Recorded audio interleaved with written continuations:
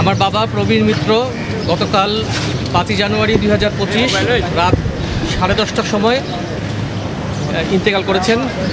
ইন্না লিল্লাহি ওয়া ইন্না ইলাইহি রাজিউন। উনি অভিনয়টাকেই সবসময় সব কিছুর ঊর্ধ্বে রেখেছিলেন এবং যে সময়টা উনি অভিনয় করতে পারেননি সেই সময়টাকে উনি খুবই মিস করতেন। এই সময়টা যেই সময় উনি কাজ করতেন, অভিনয় করতেন, এই এফডিসির প্রাঙ্গণ, এই প্রাঙ্গণটাকে উনি অনেক মিস করতেন এবং উনি শেষ পর্যন্ত আশা রেখেছিলেন যে তিনি একদিন ফিরবেন। কিন্তু আজকে উনি ফিরলেন, কিন্তু আজকে উনি এমনভাবে ফিরলেন যে আমরা এখন তাকে নিয়ে স্মৃতিচারণ করছি। আমরা ওনাকে অনেক মিস করছি। আপনারা দয়া করে আমার বাবার জন্য অনেক দোয়া করবেন, ওনার আত্মার মাগফিরাতের জন্য দোয়া করবেন। ধন্যবাদ।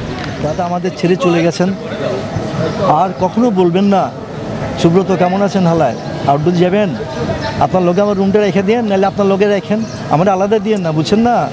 কথা কোনো লোক নাই তো, এখন সবাই কাজে কাজে ব্যস্ত। আসলেই কথা বলার লোক আমরা কমে গেছি বিধায় দাদার সাথে আমাদের দূরত্বটাও বেড়ে গিয়েছিল। দাদা কথা বলতে পারতো না, দাদা শুনতো না, দাদা হুইল চেয়ারে চলতো, কে যাবে? আমরাও অনেক না, দাদা গেলে তো দাদাকে কথা বলে দাদা উত্তর দিতে পারবে না, কথা শুনবে না। এই যে দূরত্বটা সৃষ্টি হয়ে গেল, সেই দূরত্বটা আজকে একেবারেই ছিন্ন হয়ে গেল। আর দূরত্বটা কখনোই আমরা কমিয়ে আনতে পারবো না। ব্যবধানটা অনেক অনেক হয়ে গেছে। দাদা পাড়ি দিয়েছেন, যেখানে চিৎকার করলেও দাদা শুনবে না, কানের কাছে কথা বললেও আর উত্তর দিতে পারবে না। দাদা আপনি ভালো থাকবেন যেখানে থাকেন। উনি যে মারা গেলেন আমার কাছে খুবই কষ্ট লাগছে শুনে, তবে এর চাইতেও বেশি কষ্ট লাগছে যে আমি আমার মাকে জানাতে পারছি না। ওনার আপন মানুষগুলো এভাবে একে একে চলে যাচ্ছে। আমার মা ওনাদের কথা মনে করেন, কেমন আছেন জিজ্ঞেস করেন, কিন্তু আমি আসলে ওনাকে কিছু এখনও বলতে পারি না, কারণ ওনার ডাক্তারের পরামর্শে আমার চলতে হয়। আম্মাকে যেভাবে রাখতে বলা হয়েছে সেভাবে আমার রাখতে হয়। আমার মার সুস্থতার জন্য মৃত্যুর খবরগুলো ওনার কাছ থেকে একটু দূরে রাখতে হয়। চলচ্চিত্র থেকে গুণী বলে মানুষ চলে যাচ্ছে, আমি জানি না পরবর্তী কি হবে, তবে এখন আমাদের একটাই কাজ হবে, আল্লাহর কাছে যেন দোয়া করি, ওনার কাছে আল্লাহ দিয়েছে ওকে যাবেন। এবং উনি সবসময় এক সুন্দর স্বপ্নই দেখতো। মনের দিক দিয়ে অনেক অসম্ভব ভালো একজন মানুষ ছিল। পরিবারের সকলকে উনি অনেক স্নেহ করতো। আমার 2 ছেলে, তারপর আমার শ্যালকের এক ছেলে, ওদেরকে অসম্ভব পছন্দ করতেন এবং নাতিদেরকে সময় দেওয়ার জন্য উনি সবসময় চেষ্টা করতো এবং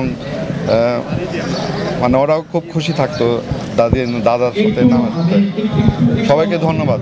পবিত্র জীবনটা যেন সুন্দর হোক এবং আল্লাহ মহান আল্লাহ তাকে যেন বেস্ট নসিব করে এই কামনা করছি এবং আপনাদের সবার কাছে দোয়া কামনা করছি যেন আমাদের এই চলচ্চিত্র জগতে যে শূন্যতা তৈরি হচ্ছে একের পর এক শিল্পী চলে যাওয়াতে, সেই শিল্পীর শূন্যতা যেন নতুন প্রজন্মে থেকে পূরণ করা হয়। তারা যেন ভালোবেসে চলচ্চিত্রে এগিয়ে আসে, যারা যেন এক একজন প্রবীর মিত্র হতে পারে, একজন অঞ্জনা হতে পারে, একজন আনোয়ার হোসেন হতে পারে, সেই আশা করছি। গাছের মতো আমাদের মাথায় হাত দিয়ে রাখে, সেই মানুষগুলো ধীরে ধীরে চলে যাচ্ছে। এটা আসলে অনেক চিন্তার একটা ব্যাপার, একটা ভাবনার ব্যাপার। কারণ একজন গোলাম মোস্তফা, একজন হুমায়ুন ফরিদি, একজন প্রবীর মিত্র, মানে এনাদের জায়গাগুলো আসলে কেউ তো কারোর জায়গা নিতে পারে না, কিন্তু এই জায়গাগুলোর কি হবে এটা আসলে খুবই একটা ভাবনার ব্যাপার। কারণ এনারা আমাদের দিক নির্দেশনা দিয়েছেন, এনাদের কাছ থেকে আমরা শিখেছি। আর প্রবীর মিত্র কাকুর সাথে কিন্তু আমি বেসিক্যালি চয়নিকা চৌধুরী বলতে পারি। এই যে ছেলেটা দেখছেন, ওনার ছেলে মিথুন, ওকে আমি কোলে নিয়েছি, ওর বোনকে আমি কোলে নিয়েছি। মানে আমরা পুরান ঢাকায় আমি শিক্ষক সমিতির পাশে ছিলাম, আমরা 60 নম্বর লক্ষ্মীবাজার আমাদের বাসা ছিল। ওর মার সাথে আমাদের প্রতিদিনই দেখা হতো, কথা হতো, মানে খুবই একটা পারিবারিক সম্পর্ক ছিল। কিন্তু পরে বড় হওয়ার পর হয়তো যে যার মতো ছড়িয়ে ছিটিয়ে গেছি। আমার একটা আফসোস যে আমি সবসময় সবার অসুস্থতায়, সবার বিপদ আপদে যাই, বাট কেন আমি কাকুকে দেখতে গেলাম না, এই গিল্টি ফিলিংস আমাকে সারা রাত ঘুমাতে দেয়নি।